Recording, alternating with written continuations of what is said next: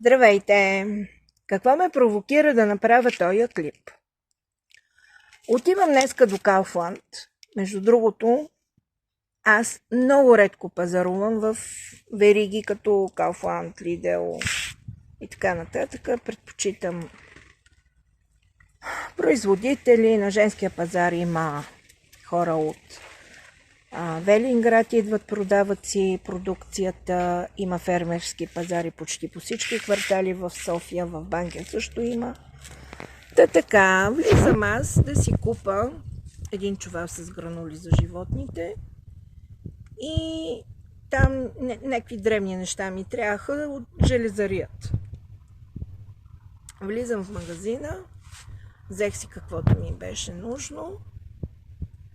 Излизам, тръгвам към касата, работи една единствена първа каса, до касите на самообслужване с 10 на 15 човека преди мене, с колички.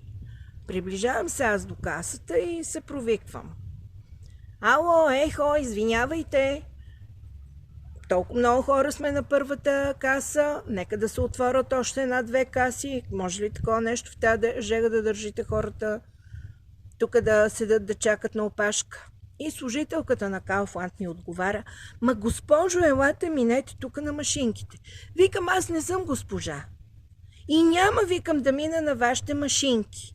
Вие толкова ли, викам, не осъзнавате? И не защото не мога да се справя, викам, с вашите каси. А защото не желая да минавам на машини, дето няма човешки фактор.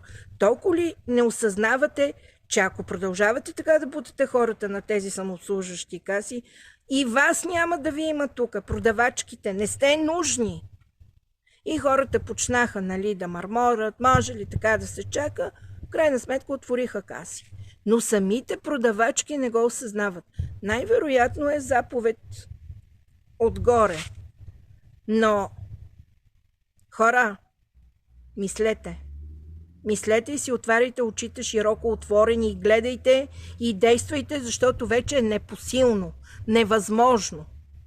Това е от мен.